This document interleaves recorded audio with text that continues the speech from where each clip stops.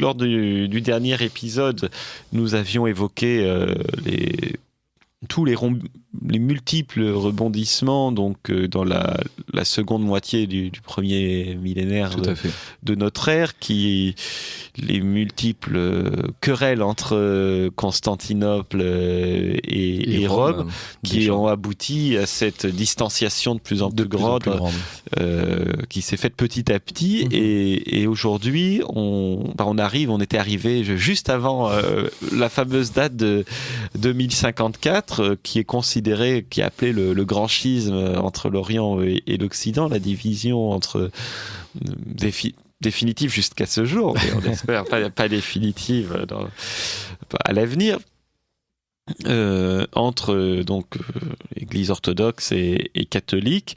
Et alors je crois, Henri de Villiers, que vous n'êtes pas tout à fait d'accord avec cette présentation des choses. Oui, alors c'est assez curieux parce qu'on a les historiens en fait ont retenu cette date de 1054 pour fixer un début entre la rupture définitive entre Rome et Constantinople, mais à mon avis il ne s'est pas passé grand chose d'irrémédiable en 1054, on va le voir.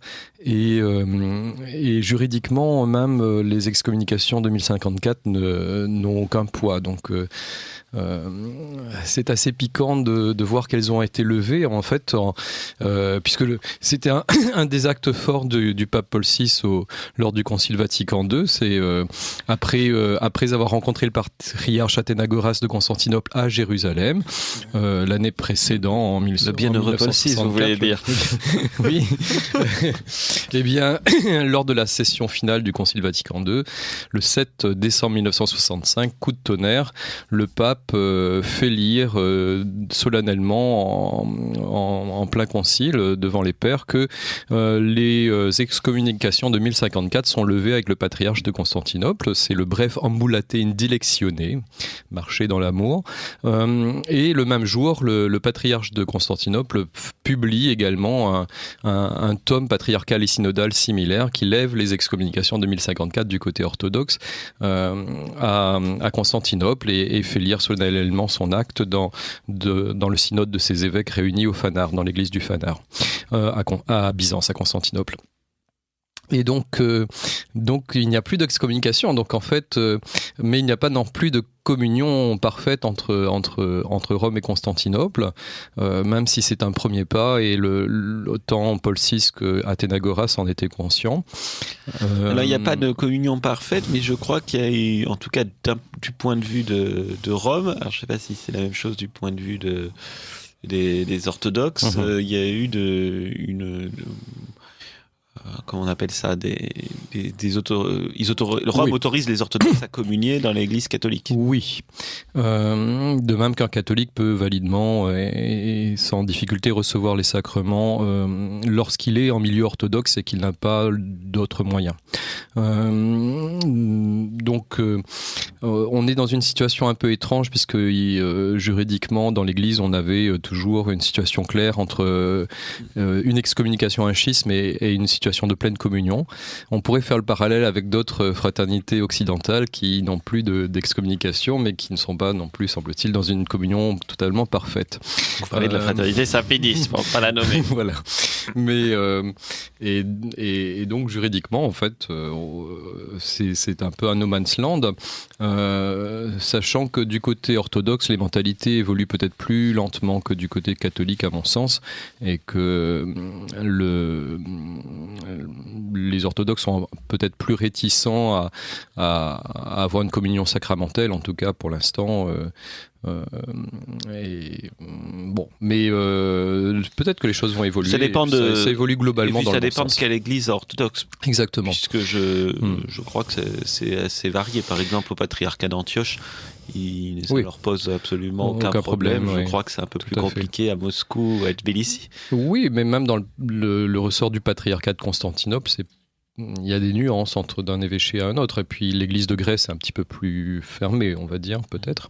Ou celle de Roumanie également qui accepte. Oui, les choses évoluent quand même dans le bon sens. Mais alors, ce qui est quand même piquant, à mon sens, dans ce magnifique acte du 7 décembre 1965, c'est qu'on annule des excommunications qui avaient déjà été annulées depuis belle lurette, comme on va le voir, et en plus qui n'étaient pas, qui étaient des excommunications ad personam, c'est-à-dire qu'on excommuniait une personne. D'ailleurs, le pape n'avait pas été excommunié par le patriarche de Constantinople, mais c'était simplement le légat du pape qui avait été excommunié, donc un cardinal de la Sainte Église romaine, mais on n'a pas excommunié tous les catholiques romains et toute leur hiérarchie. Donc, c'est assez amusant d'avoir un acte, certes louable, parce que ça a été quand même un point important dans le fait de renouer un dialogue entre Constantinople et Rome.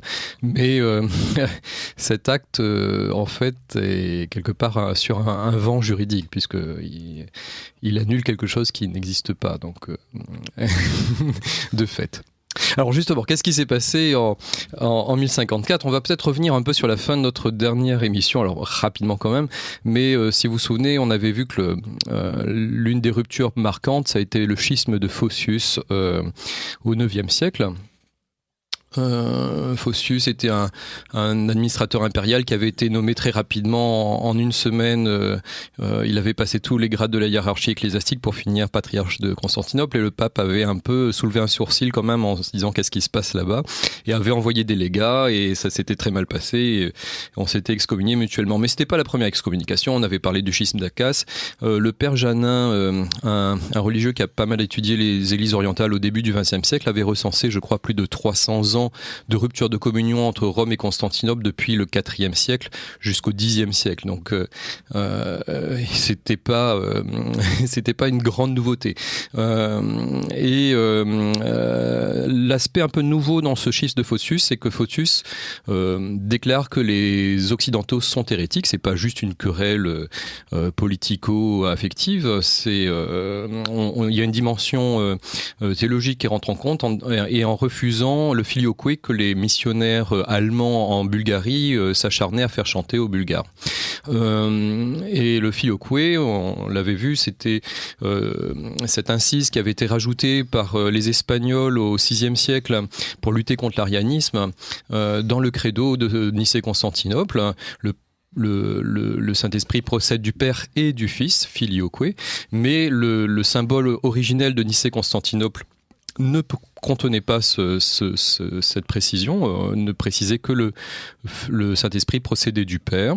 Et ce filioque s'était diffusé depuis l'Espagne vers la Gaule, qui avait aussi des ariens, donc pour lutter contre l'arianisme, ça avait été un apport important pour nos évêques de France, et de là était passé dans l'Empire.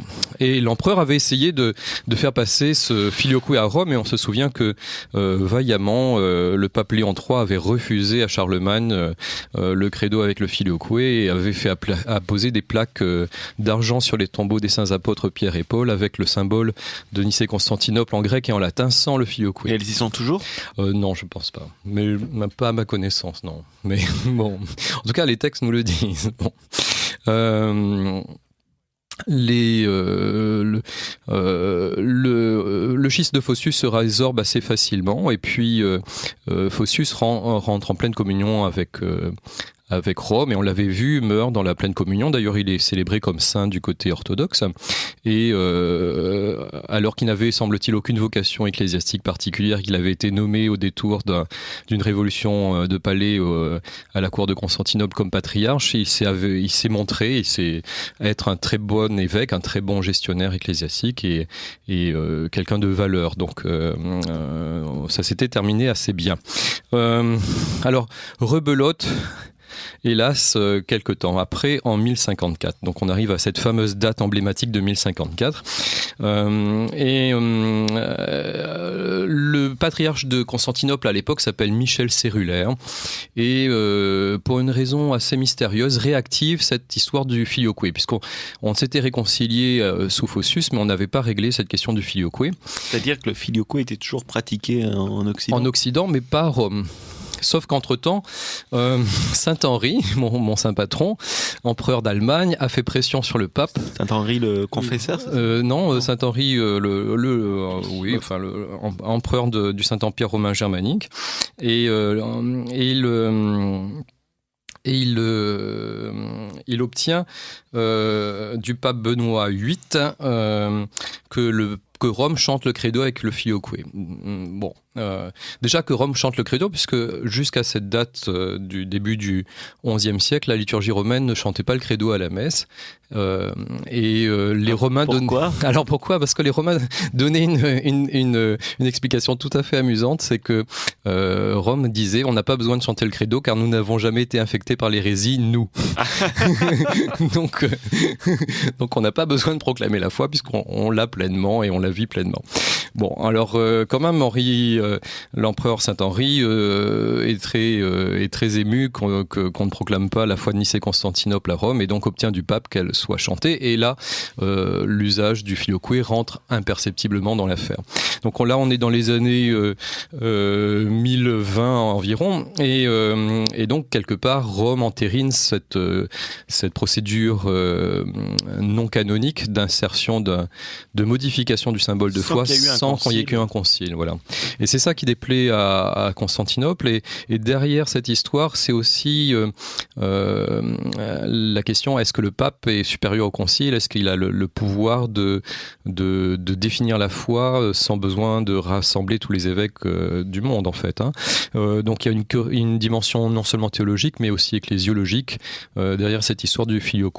Et Michel Cérulaire qualifie le filioque d'hérésie et fait fermer toutes les églises latines de Constantinople. Alors il semblerait qu'il y en ait plusieurs déjà à l'époque, parce qu'il devait y avoir déjà des marchands italiens qui commerçaient, et c'était une plaque tournante sur la route de la soie qui ouvrait toute l'Asie mystérieuse, Constantinople, et donc il y avait déjà beaucoup de latins, et la fermeture de leurs églises à Constantinople a été un traumatisme. Voilà. Donc vous écoutez Radio Courtoisie, le libre journal de la plus grande France, Benjamin Blanchard au micro. Dans cette première partie d'émission, je reçois Henri Adam de Villiers, maître de chapelle à Saint-Eugène et dans le 9e arrondissement, et à la paroisse de la Très Sainte Trinité, la paroisse russe catholique, dans le 16e arrondissement, juste à côté de Radio Courtoisie, rue François Gérard, où la liturgie est célébrée tous les dimanches à 9h30. 9h15. 9h15, pardon. Et donc nous sommes au 4e épisode de notre série d'émissions Église d'Orient. Pourquoi autant de divisions ? Et comme on me demande souvent d'annoncer ce qu'il y aura en le programme de la seconde partie de l'émission, la seconde partie de l'émission sera consacrée à la Géorgie, à l'histoire de la Géorgie notamment. Donc on reste un peu dans le même thème. Tout à fait. Donc Henri de Villiers, on retourne en 1054, donc juste avant le grand schisme, ou en tout cas ce qui est considéré comme le grand schisme. Donc Michel Cérulaire accuse les latins d'hérésie en faisant chanter le filioque dans le credo, et mais il y a un deuxième problème qui se surajoute, qui est souvent oublié par les auteurs ecclésiastiques, et qui en fait est sans doute premier dans cette affaire, c'est la situation politique du sud de l'Italie.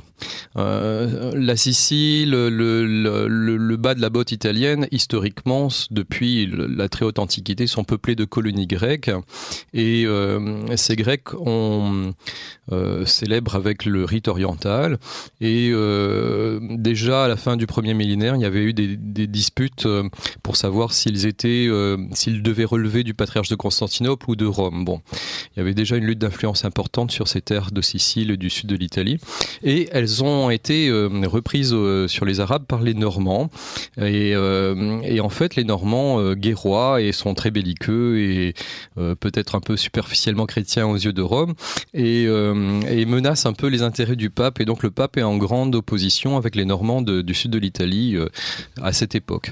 Et le pape cherche quelque part aussi l'appui de l'empereur de Constantinople pour remettre de l'ordre sur le sud de l'Italie, et c'est aussi tout à fait l'intérêt de l'empereur de Byzance de récupérer une gestion administrative de ces terres qui longtemps ont été administrées par Byzance directement. Donc en fait le pape envoie une légation pour voir cette histoire d'hérésie, et il envoie trois légats.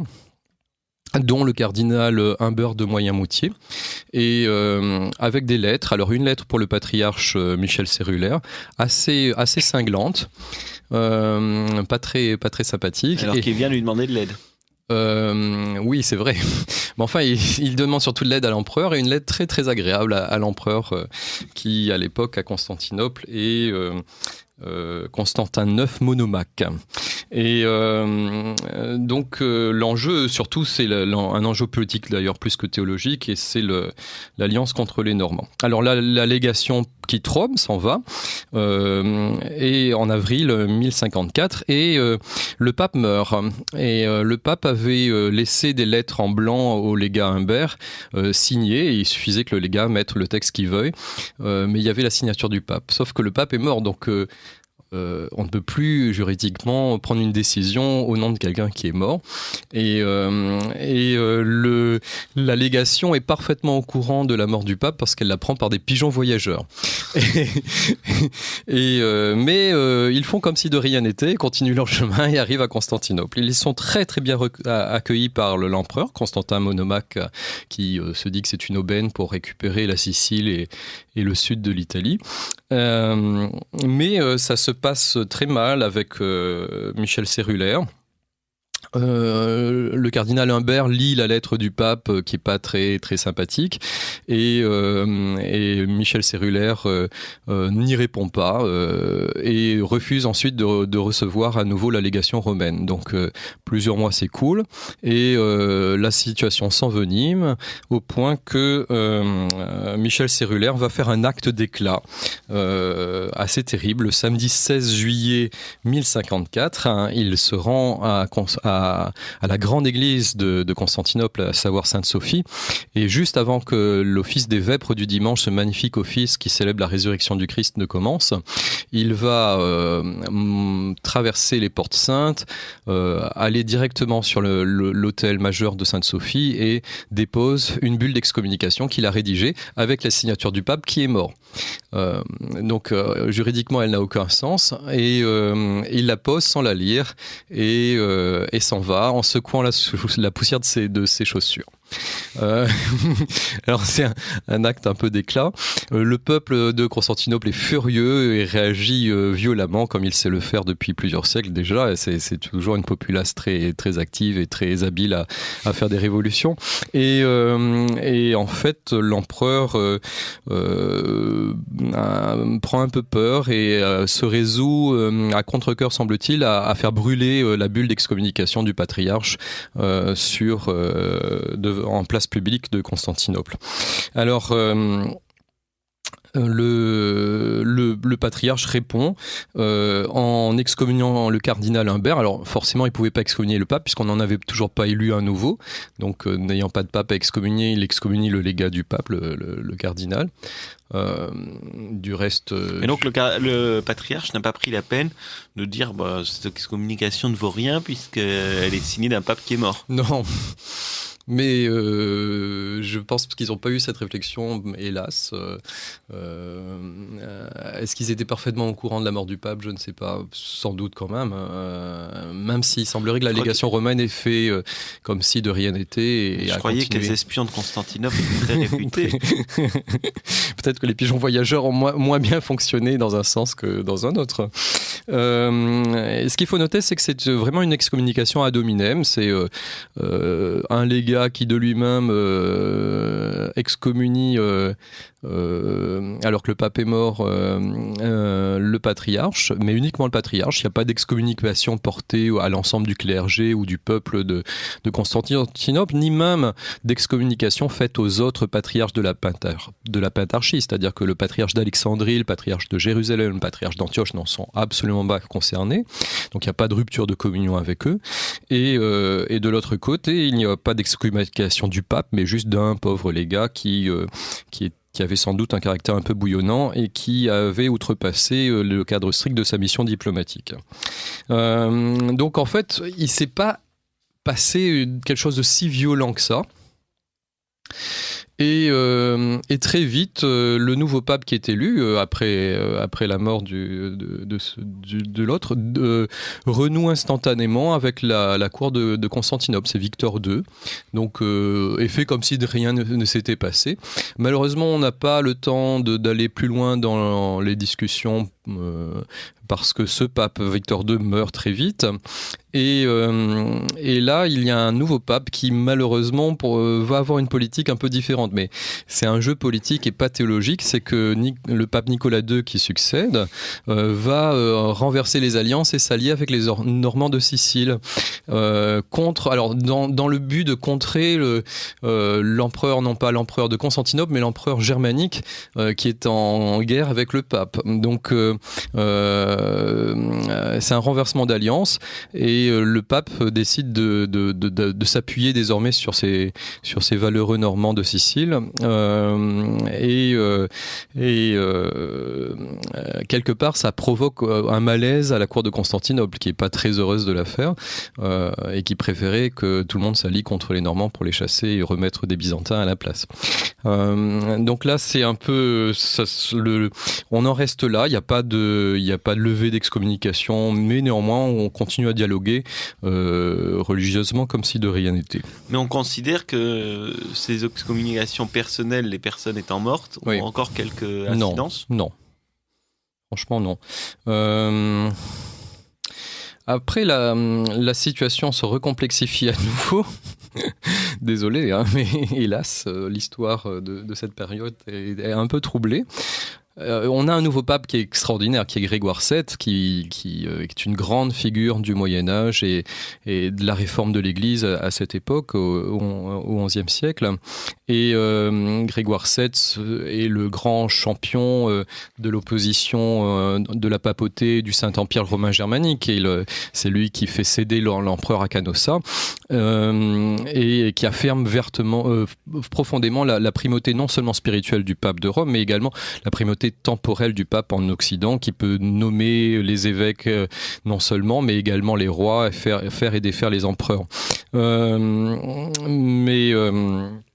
Donc sous le règne de Grégoire VII, l'empereur de Constantinople, Michel VII, est renversé. Et par des révolutions de palais. Et le pape excommunie tour à tour les deux souverains qui vont se succéder et qui remplacent Michel VII, et dont le deuxième qui est Alexis Comnène.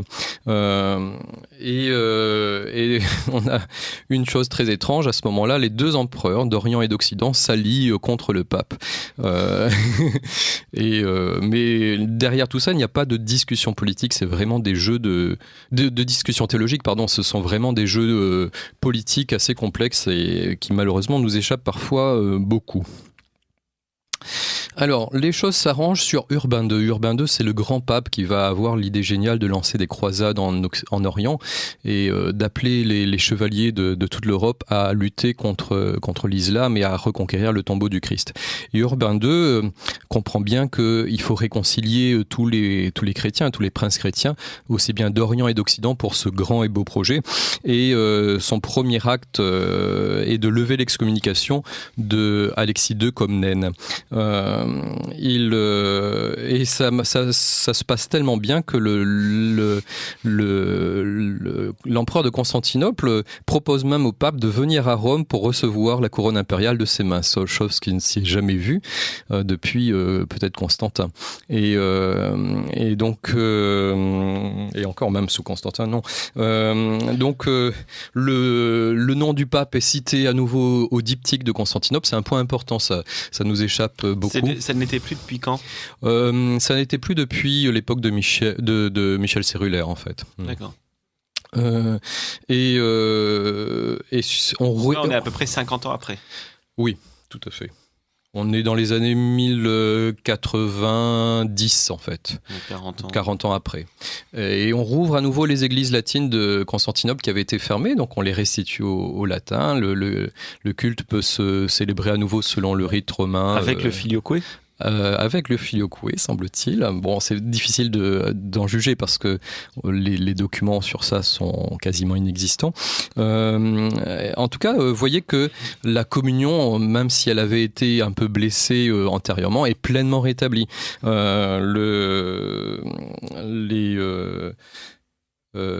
Et même le patriarche de Constantinople, qui s'appelait Nicolas III, affirme très clairement dans un document qu'il n'y a aucun schisme entre Rome et Constantinople. Donc, par hasard, s'il y avait eu un schisme en 1054, il est déjà résorbé en 1090, en fait. Donc, qu'on ne nous fasse pas dire que cette excommunication de 1054 a duré près de 1000 ans et qu'on en souffre encore. Donc, on en est loin. Et donc Urbain II lance les croisades, lance les chevaliers francs, germains, italiens, normands sur les routes de l'Orient et a un légat qui va accompagner la croisade, Adhémar du Puy, le grand évêque du Puy, à qui nous devons le chant du Salve Regina, c'est lui qui l'aurait composé. Et les chevaliers arrivent à Constantinople, ça se passe plutôt bien. Mais il y a un petit malentendu, déjà. et en fait, à mon sens, s'il n'y a pas eu de rupture... On n'avait pas prévenu l'empereur qu'ils allaient se servir sur la bête, c'est ça? Voilà. S'il n'y a pas eu, à mon sens, de schisme définitif en 1054, les problèmes vont émerger à partir des croisades, en fait. Et hélas, des cupidités humaines qui vont s'associer au beau et noble projet de libérer le tombeau du Christ. Donc les chevaliers arrivent à Constantinople, Alexis II Comnène les reçoit plutôt bien et leur fait jurer un serment. Il y a, je crois, un seul chevalier qui refuse de prêter serment, mais tous les autres le font, disant que tous les territoires qu'ils vont libérer en Orient vont être restitués à l'empereur de Constantinople, à l'empereur d'Orient. Et effectivement, les territoires possédés par les musulmans à l'époque, donc la Syrie, le Liban, la Palestine actuelle, sont historiquement des territoires de l'Empire d'Orient, de l'Empire byzantin. Donc ça paraît assez historiquement logique.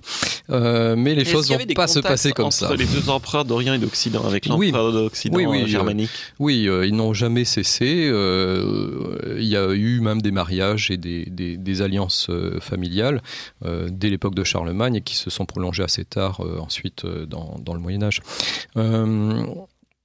Donc les croisés quittent Constantinople et la première ville tenue par les musulmans qu'ils assiègent est Antioche. Antioche en Syrie, actuellement, c'est malheureusement depuis un mauvais règlement de la Première Guerre mondiale, cette ville est en Turquie. Pardon Henri, c'est à 1939. Ah. C'est juste avant la Seconde Guerre mondiale, c'est la France qui a cédé Antioche, je ne sais pas plus avant. Et Alexandrette pour au 38 ou 39 pour acheter la neutralité turque pendant la Seconde Guerre mondiale. Ah, j'ignorais. D'accord. Bon. Dommage. Pardon de cette interruption. Dommage.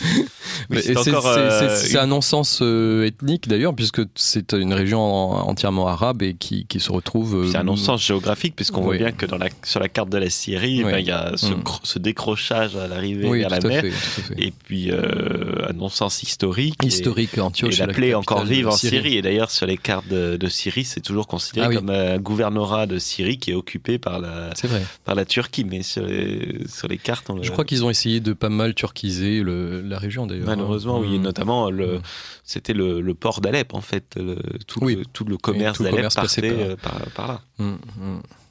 Bon. Enfin, de la parenthèse sur... Alors, la ville était tombée aux mains des musulmans assez tardivement en 1084. Et là, on arrive... La première croisade, c'est 1098.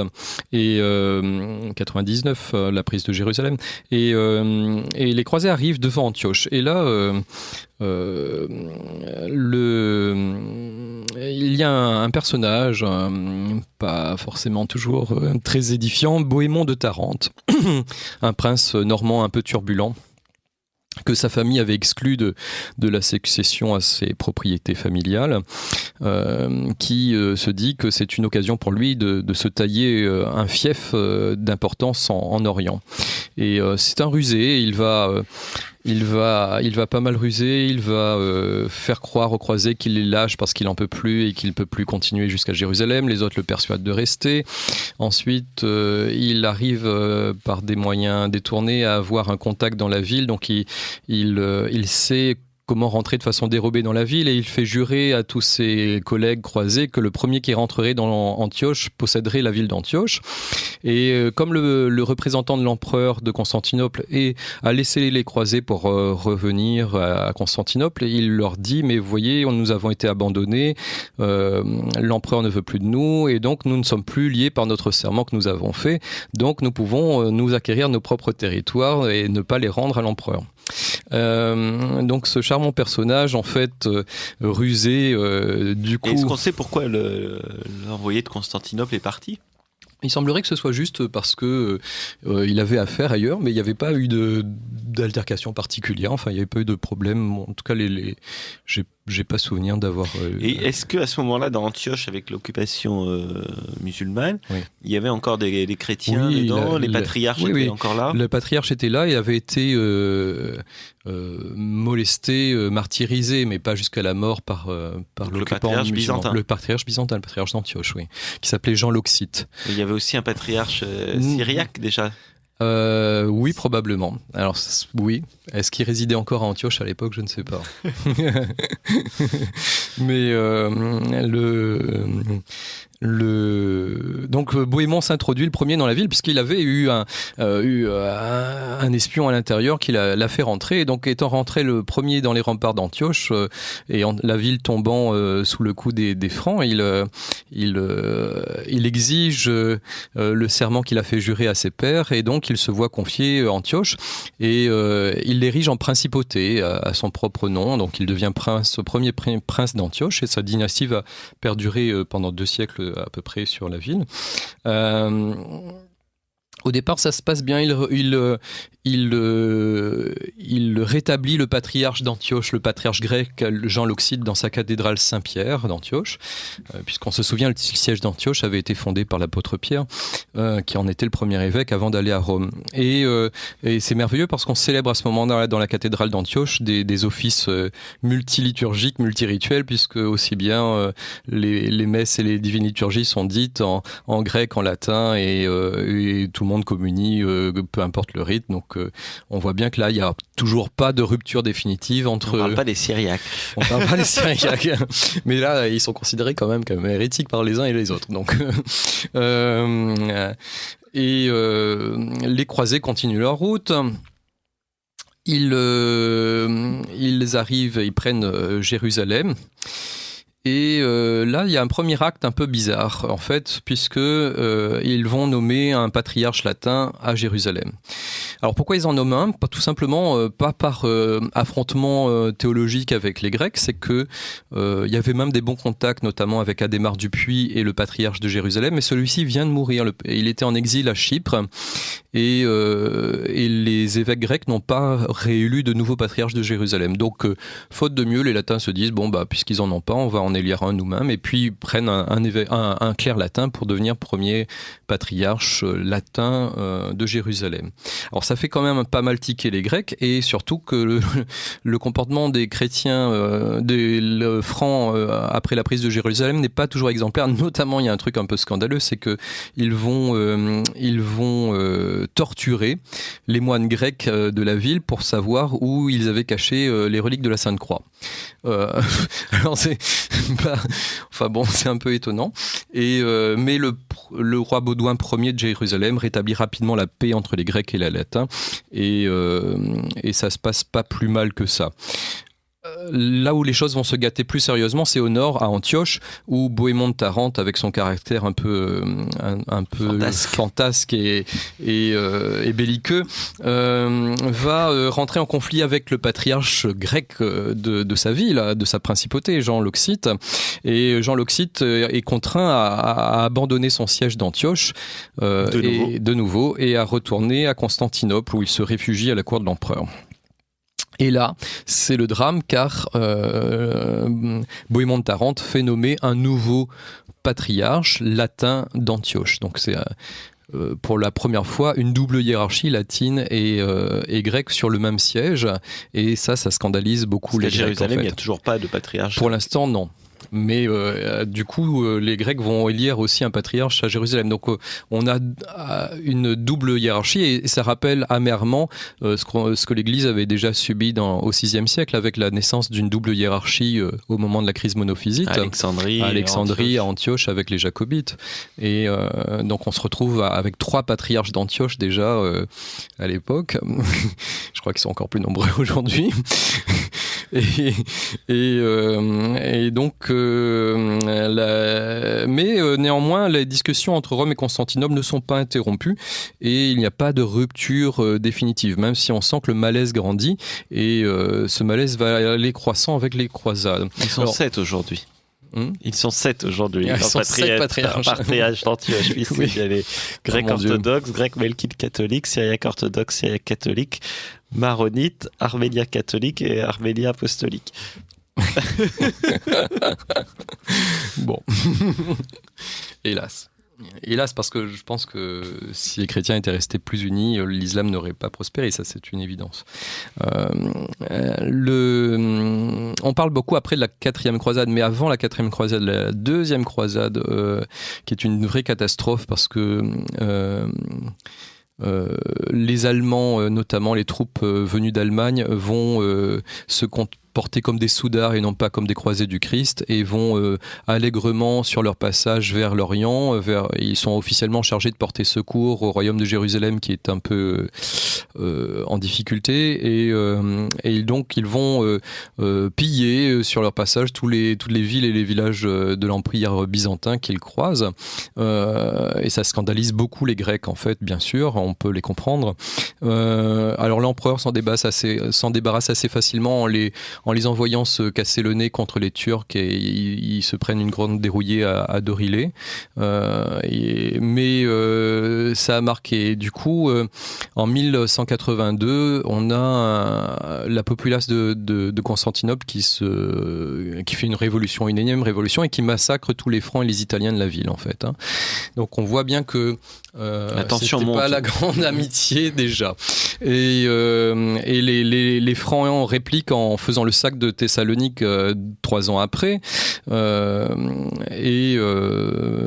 seconde croisade est un échec, puisque elle ne parvient pas à enrayer les victoires de Saladin, qui, hélas, en 1187, prend Jérusalem. Et très curieusement, de la part de Saladin, mais enfin ça peut s'expliquer quand on connaît un peu le personnage, il va réinstaller dans la ville sainte le patriarche grec de Jérusalem, et chasse le patriarche latin qui se réfugie à Saint-Jean d'Acre. Un autre point encore rapidement qui va être une catastrophe, c'est la prise de Chypre par Richard Cœur de Lion, qui va imposer un haut clergé latin qui commande un bas clergé grec. Là encore, ça se passe pas très bien. Il prend Chypre à qui ? Il prend Chypre, qui avait été conquise par les musulmans. D'accord. Mais très fraîchement. Et on arrive alors on pourrait évoquer aussi un théoricien, mais je crois que l'heure passe et j'ai très peur qu'on n'arrive même pas au bout de... Il vous reste 30 minutes. Ah bon, ça va. Ah oui, très bien, je croyais qu'on finissait très... Ah bon, alors ça va. Bon, alors parlons un peu des premières... parce que pour l'instant, c'est surtout des événements politiques. On voit bien que ce sont des comportements humains déplorables de part et d'autre, et qui font que les peuples d'Occident et d'Orient vont en voir croître une inimitié entre eux. Mais il y a un premier théoricien qui va, hélas, un peu théoriser ces questions sur le plan théologique, qui est un patriarche d'Antioche, un patriarche grec d'Antioche. Alors, il est en première ligne, il est concerné par le problème de la double hiérarchie. Il est en exil, il ne réside pas à Antioche. Et il s'appelle Théodore Balsamon. Et c'est le premier à écrire un livre en montrant que le pape de Rome est hérétique, en fait, était hétérodoxe. chose qui n'avait pas été aussi bien théorisée jusqu'à présent. Et donc là, on est dans les années à la fin du XIIe siècle, tout début du XIIIe siècle. Et il va assez bien construire sa thèse en montrant pourquoi Rome ne peut plus être considérée comme un des 5 sièges de la Pentapole pour gouverner l'Église, en fait. Donc là, on a une première théorisation du schisme, en fait, qui toujours n'existe pas formellement, parce qu'il n'y a pas d'excommunication réciproque, et les ruptures de communion ne sont pas officielles encore. Il n'y a pas d'anathème lancé de la part de Rome sur Constantinople et vice-versa. Arrive la malheureuse 4e croisade, qui, on le sait, va se conclure non pas par la libération de Jérusalem, mais par la prise de Constantinople. Le royaume de Jérusalem est tombé. Oui, enfin les croisés continuent à survivre sur une frêle bande de terre sur la Méditerranée, avec comme capitale Saint-Jean d'Acre, mais Jérusalem est aux mains des musulmans. Hélas. Et alors cette 4e croisade, encore pour plein de raisons politiques et économiques, surtout parce que les grandes cités maritimes italiennes, Gênes, Venise, vont jouer d'influence et d'intérêt dans cette affaire. Elle a pour but de la prise de Jérusalem, la libération des lieux saints comme les autres croisades, et elle va y échouer. Déjà parce que les Vénitiens veulent se faire payer en nature en quelque sorte par des gains de territoire, et ils consentent à acheminer les croisés, mais à condition qu'ils prennent pour eux tout ce qui les embêtait, et notamment les croisés vont prendre la ville de Zara sur l'Adriatique en Croatie actuelle au roi de Hongrie qui est catholique, qui est fidèle au pape, et donc c'est un vrai scandale parce que comment des croisés du Christ attaquent une ville tout à fait chrétienne et en pleine communion avec Rome. Donc le pape excommunie tous les croisés de la 4e croisade. Donc ce sont des excommuniés, nos amis orthodoxes l'oublient parfois, qui vont prendre Constantinople. Donc il n'y a aucun mandat pontifical derrière cette honteuse croisade.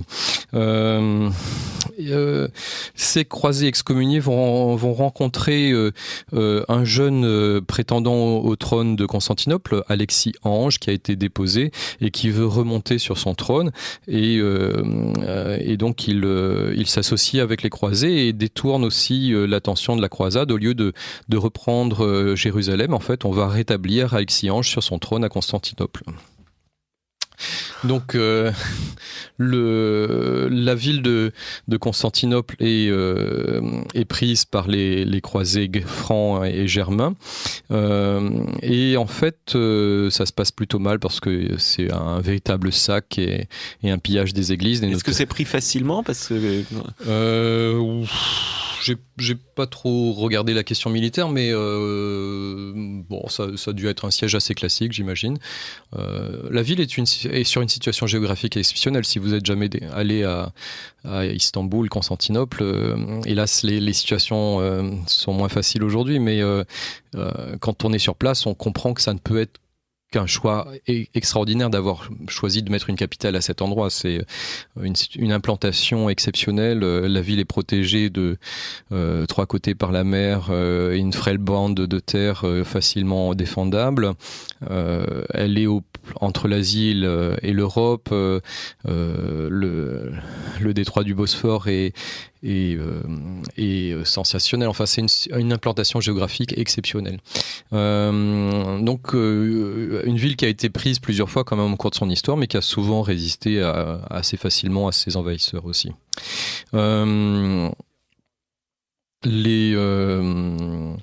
La 4e croisade rétablit Alexis Ange sur son trône, mais celui-ci se fait assassiner très vite, et du coup, au lieu de remettre un grec sur le trône de Constantinople, les croisés excommuniés en mettent l'un des leurs, en fait. Et donc on a un empire latin de Constantinople qui apparaît à ce moment-là, et qui dit empire latin dit aussi patriarcat latin. Donc 3e patriarcat latin en Orient qui s'institue en 1204, le patriarcat latin de Constantinople, qui a qui a été attribué à un Vénitien, un peu en récompense du soutien logistique de Venise. Et ça va être une tradition par la suite. En général, ce patriarche, jusqu'au XXe siècle, sera toujours un Vénitien. Et donc, c'est nommé avec l'accord de Rome, alors même que Rome avait excommunié les croisés. Alors, Innocent III, le pape, refuse de reconnaître et est très choqué de cette prise de Constantinople. Il proteste. Mais hélas, il se voit contraint, parce qu'il n'a pas d'autre solution, d'entériner la situation qui n'est pas satisfaisante. Et il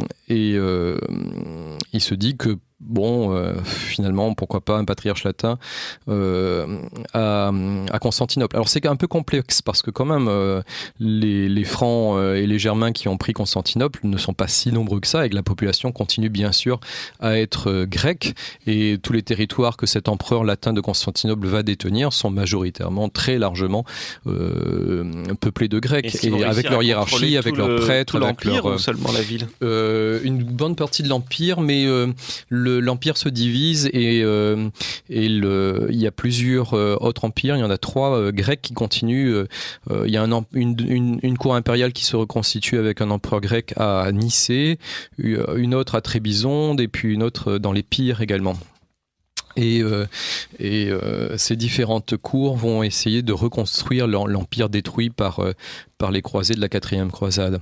Le pape Innocent III a été choqué, mais bon, il reconnaît la situation, et il va demander à tous les évêques grecs des territoires contrôlés par l'empereur latin de Constantinople de reconnaître la suprématie de Rome et de nommer le pape et le patriarche latin de Constantinople dans les diptyques. Et la plupart des évêques grecs refusent et préfèrent l'exil, en fait. Donc ils vont abandonner leurs ouailles et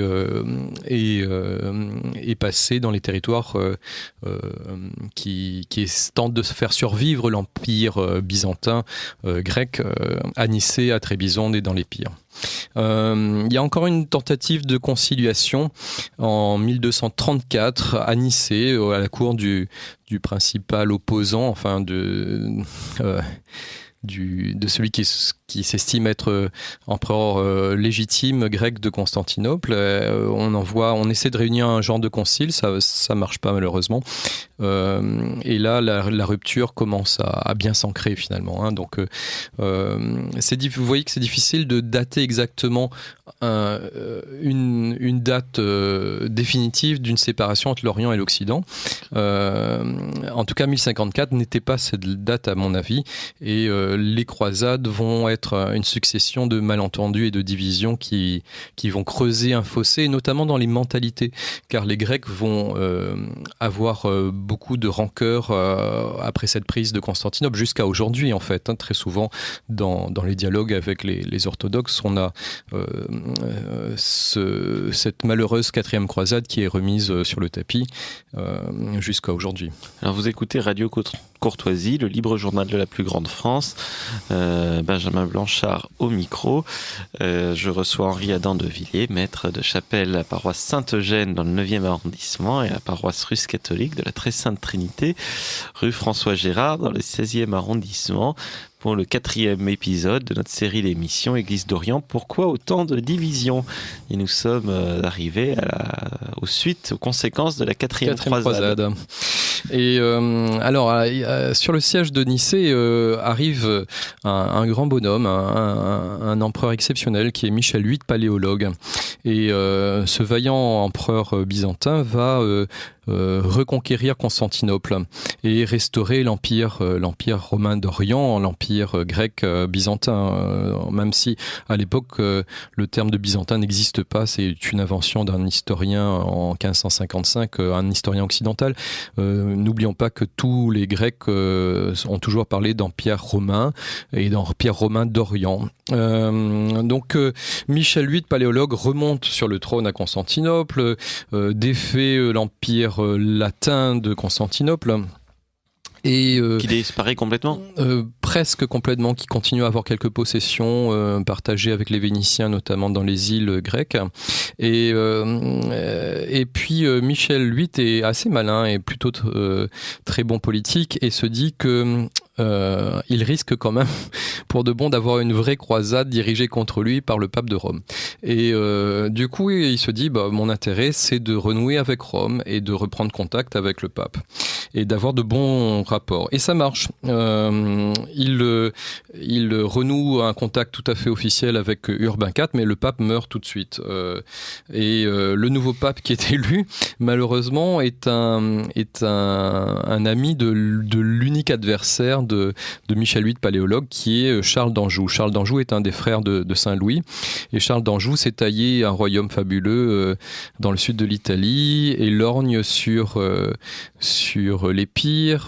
Il se fait proclamer roi par les Albanais, et son grand projet, c'est de reconquérir Constantinople et de se faire sacré empereur latin de Constantinople. Et donc, en fait, encore pour un jeu politique, la situation se retend à nouveau.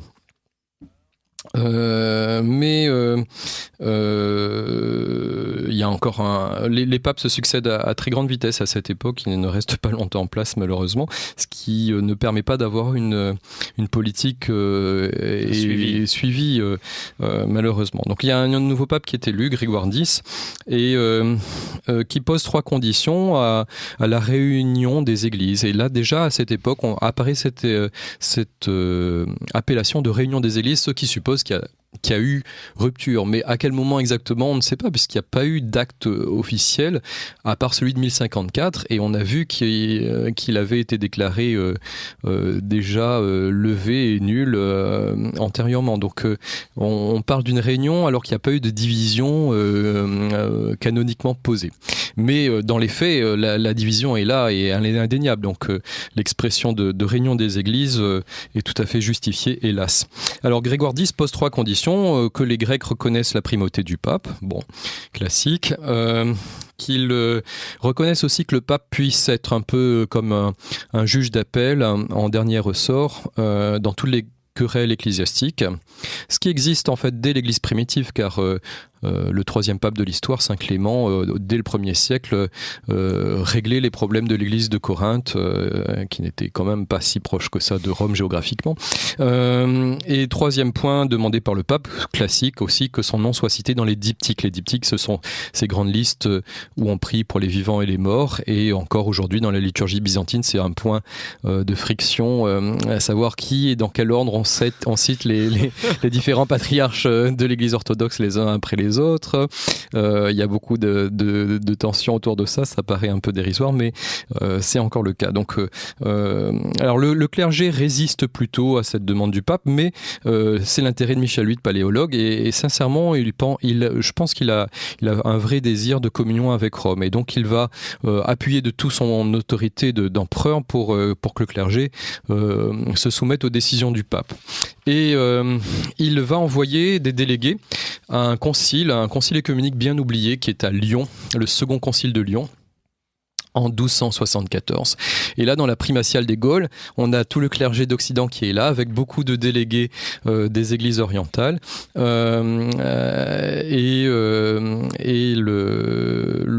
l'union des églises est proclamée au second concile de Lyon. Donc il y a déjà eu réconciliation, hein. Quand bien même les excommunications... Avant Paul VI.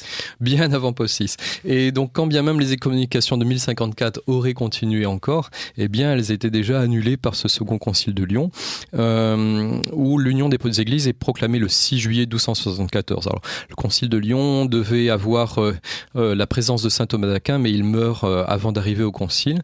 Saint Bonaventure y participe. C'est une cérémonie fastueuse.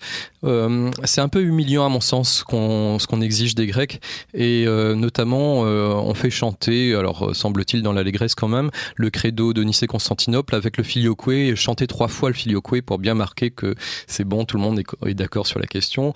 et donc les évêques grecs chantent le Filioque. Bon, et là, il y a une procession des deux clergés grecs et latins qui va de, si je ne m'abuse, de la primatiale des Gaules jusqu'à la collégiale Saint-Just, église magnifique sur les hauteurs de Lyon, que je salue parce que c'est un ami, l'abbé Messonnier, qui brillamment est en train de restaurer cette église qui était fermée dans un état pitoyable et qui a fait un travail extraordinaire en très peu de temps de restauration de cette église. Et l'abbé Messonnier vient de faire restaurer un usage propre à cette église. C'est très curieux. Si vous regardez le maître-autel de la collégiale Saint-Just, il y a 3 croix sur l'autel. La croix centrale, habituelle, et de part et d'autre 2 croix. Et en fait, ces 2 croix, c'est un privilège qu'a l'église de Saint-Just en souvenir des 2 croix de procession grecque et latine qui s'étaient rencontrées et qui avaient célébré à Saint-Just l'union des églises, en fait.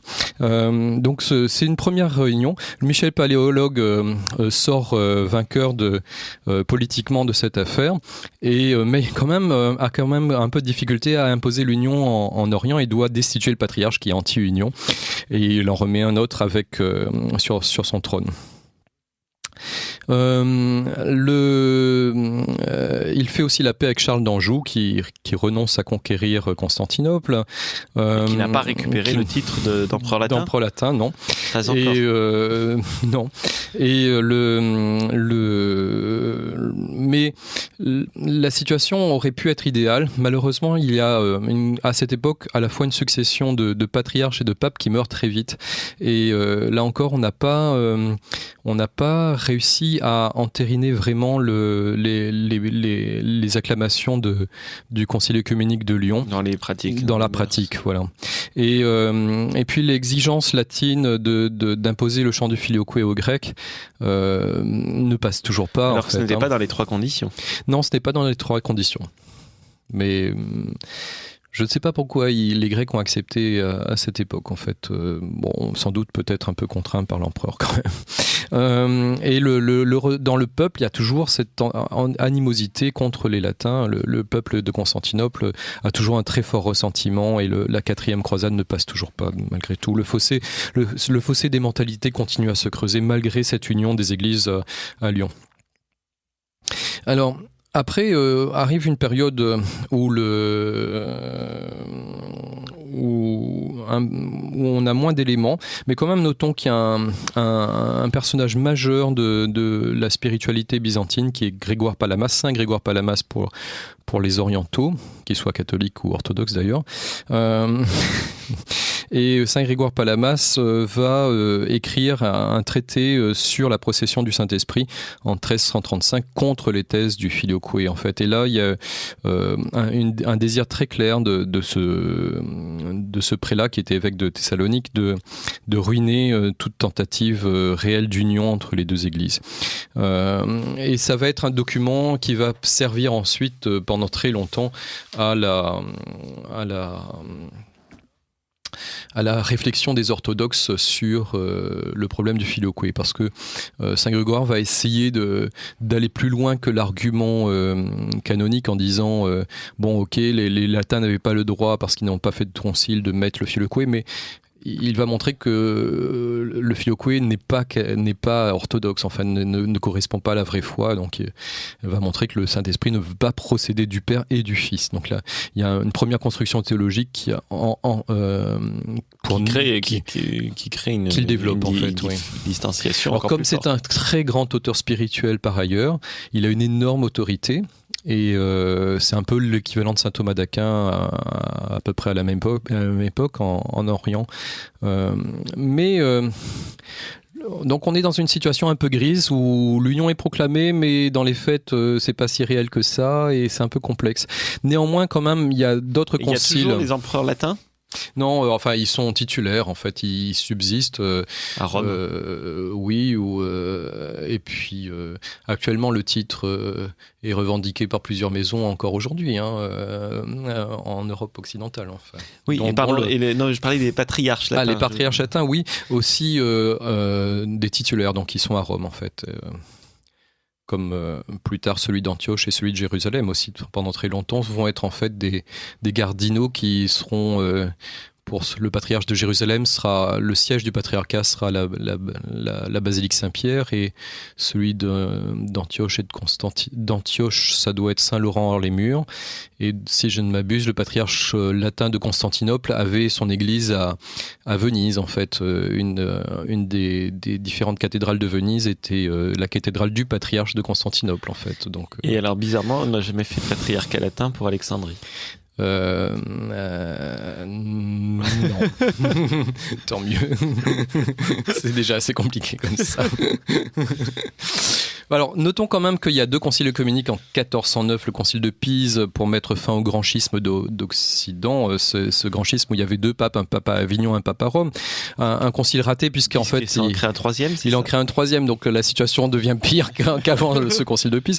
Mais en fait, on demande quand même aux orientaux de venir, donc il y a une petite délégation orientale qui est là, et donc elle est représentée, et donc on estime qu'on est en communion, sinon on ne les aurait pas invités. Idem au concile de Constance de 1414-1418, le concile de Constance qui lui met fin enfin à ce grand schisme d'Occident et qui destitue les 3 papes et n'en fait plus qu'un seul. Bon. On est dans une situation un peu étrange quand même, puisque et à Constance, il y avait également les orientaux invités. Oui. Et tout à fait. Même l'empereur d'Orient a été invité à Constance, en fait. Bon, il n'est pas venu, mais il était invité. Donc, s'il était invité, c'est qu'on estimait qu'il était parfaitement en communion aussi. Dans la pratique, les choses, juridiquement, il y a une union, mais dans la pratique, il y a des évêques en Orient, des évêques grecs qui sont anti-union, d'autres pro-union. Les choses ne sont pas aussi simples. Et on décide de clarifier les choses un peu après le concile de Constance en faisant un nouveau concile à Ferrare, en Italie. Car l'empereur qui avait été convoqué à Constance consent à venir cette fois-ci avec des évêques, mais à condition que le concile se réunisse dans une ville proche de la mer pour pouvoir réembarquer rapidement sur Constantinople si les Turcs attaquaient. Et là... Parce que pendant ce temps-là, Constantinople était toujours sous la menace. En permanence. En fait, les Turcs présents très tôt en Asie mineure vont pas arrêter de grignoter l'empire byzantin pendant ces siècles-là. Et là, c'est la première fois où on voit une réelle délégation très importante, puisqu'il y a l'empereur qui vient au concile de Ferrare, le patriarche de Constantinople, 21 métropolites, archevêques, 700 membres du clergé grec, des moines, des archimandrites, des évêques, et on se réunit avec les latins. Alors, derrière cette discussion théologique, il y a quand même toujours une dimension politique, c'est que l'empire d'Orient, l'empire byzantin est aux abois avec les attaques des Turcs musulmans. Et, on est en quelle année, pardon ? Là, c'est 1438. Ah oui, alors on est proche de la chute, oui, très proche de la chute. Et ils sentent bien qu'ils ont besoin de l'aide des Occidentaux. Donc, on veut reprendre cette question de l'union et à zéro pour avoir un soutien de troupes orientales. Alors on discute beaucoup des questions de théologie, du filioque, mais pas essentiellement. Et en fait, on va lancer plutôt les débats théologiques sur une chose assez étrange, sur le purgatoire. Et ça va être la question la plus complexe à résoudre et qui va animer beaucoup les débats. Mais enfin, au bout d'1 an, alors le concile entre-temps s'est déplacé. La peste s'est déclarée à Ferrare et on est obligé d'expédier tout le monde à Florence. Donc on parle plutôt du concile de Florence. Mais l'empereur n'est pas resté 1 an. Si, il est resté très très longtemps. Alors oui. Et ça tenait à cœur à l'empereur en fait. Comment s'appelle-t-il ? C'est Jean VIII, paléologue ? Oui, Jean VIII, paléologue. Et je triche, j'ai un œil sur vos notes. Tricheur. Donc il y a différentes bulles. En fait, le concile va publier des actes et l'union est proclamée le 5 juillet 1439 avec la bulle Laetentur Caeli, que les cieux se réjouissent. Et en fait, c'est assez curieux parce que tout le monde est d'accord pour signer l'acte d'union, sauf un évêque grec, Marc d'Éphèse, qui est Saint Marc d'Éphèse pour les orthodoxes actuellement, qui est le réfusnique, enfin l'évêque qui refuse. Qui a dit non. Celui qui a dit non, voilà, on peut faire d'autres parallèles. Et donc c'est le seul, mais tout le monde signe. Hein, les plus de 700 membres du clergé grec signent. Est-ce qu'on leur impose le filioque ou pas cette fois? Non, on leur impose pas le filioque, mais pour montrer à quel point la distance avait déjà été prise, c'est que après avoir signé l'acte d'union, il y a une messe célébrée en présence de tout le monde. Et les Grecs refusent la plupart des membres du clergé grec refusent de communier en fait à cette messe. Hein. Donc les blessures qui se sont accumulées pendant plusieurs siècles sont quand même bien présentes encore et pas si faciles à résoudre. Ce qui est fabuleux avec ce concile de Florence, qui est bien oublié, c'est que non seulement on a fait l'union avec les Grecs, mais avec quasiment toutes les églises orientales en même temps. Le pape avait vraiment à cœur de résoudre toutes les crises, toutes ces divisions qui avaient détruit l'unité de l'Église depuis un bon millénaire. Et donc, on ne s'arrête pas là. En novembre 1439, c'est la bulle l'acte Exultate Deo, exulté pour Dieu, où on se réunit avec les Arméniens, où l'union est proclamée avec les Arméniens. Alors, c'est les Arméniens du Catholicosat de Sis, en Cilicie, qui étaient toujours très liés avec les croisés. En février 1442, c'est Cantate Domino qui proclame l'union avec les Coptes d'Égypte et de Jérusalem. En septembre 1444, et à chaque fois, il y a des discussions avec eux ou oui, tout le monde est présent en fait. C'est ça qui est fabuleux, c'est qu'il y a non seulement les Grecs, mais les Coptes, les Monophysites, donc Multa et Admirabilia qui célèbre l'union avec les Syriaques, les Jacobites, tout à fait. Et enfin, on finit en 1445. Alors, les dernières sessions du concile ont lieu à Rome, mais c'est le même concile qui continue. Et c'est Benedictus qui célèbre l'union avec l'église maronite, qui, depuis ce temps, est restée dans la pleine communion avec le siège de Rome. Et les Chaldéens. Alors, l'église chaldéenne, en fait, qui signe, c'est les Chaldéens qui étaient assez nombreux à Chypre en fait, et donc mais alors l'église maronite, mais elle n'avait jamais été hors communion pourtant. La question est très débattue, mais il semblerait quand même que ce soit des monothélites au départ, donc il faut revenir au VIe siècle. Voilà. Et il y a même des Éthiopiens. Il y a plusieurs moines éthiopiens qui sont présents au concile de Florence et qui assistent. Alors l'union est proclamée, elle va durer hélas peu, parce que c'est la prise de Constantinople. Donc 1453. 1453. Et alors c'est un massacre épouvantable. Le patriarche pro-union de Constantinople, pour des raisons, semble-t-il, personnelles, avait résigné sa charge, sans doute pour, on dirait peut-être aujourd'hui, des pressions. Et lorsque Constantinople tombe, il n'y a pas de patriarche en poste. Il y a un massacre épouvantable, les corps s'amoncellent, enfin c'est vraiment... les récits de la prise de Constantinople sont apocalyptiques, il y a des viols, des meurtres, le sang coule à flot, les Turcs massacrent, et 3 jours après la prise, Mehmet II met sur le trône le seul évêque avec Marc d'Éphèse qui avait refusé l'union, Génados Kolarios, qui d'ailleurs était un des premiers au concile de Florence à prôner l'union, et bizarrement qui, revenu en Grèce, s'est retourné, sans doute par l'influence de Marc d'Éphèse, et de là, en fait, à mon avis, c'est de là que date la rupture avec Constantinople.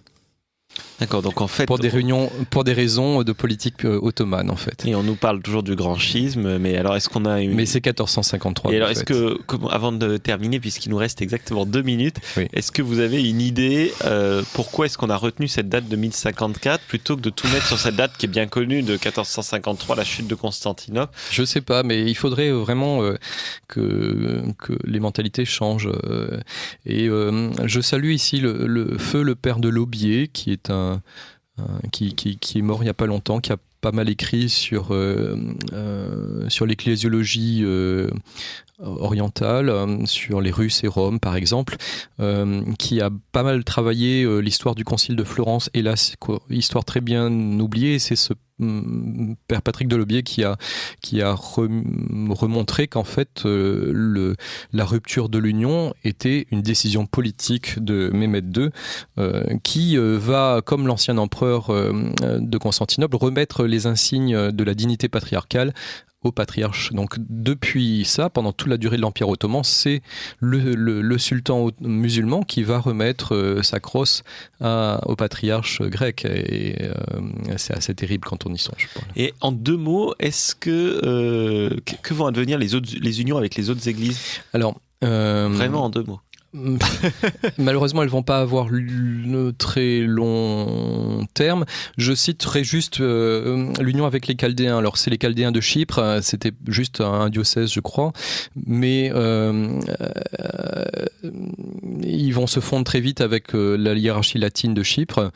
Néanmoins, ça va donner l'idée plus tard, quelques décennies plus tard, à un moine de Jean Soulaka de reprendre contact avec Rome et de renouer plus définitivement cette fois-ci. On avec a parlé Rome. dans la première émission. Oui, tout à fait. Merci beaucoup Henri Adordevilliers, et puis j'espère peut-être au mois prochain pour continuer. Alors là, on a fini les divisions. On a montré que l'union avait déjà existé à plusieurs reprises depuis 1054. Pour évoquer un peu plus en détail ces différentes églises.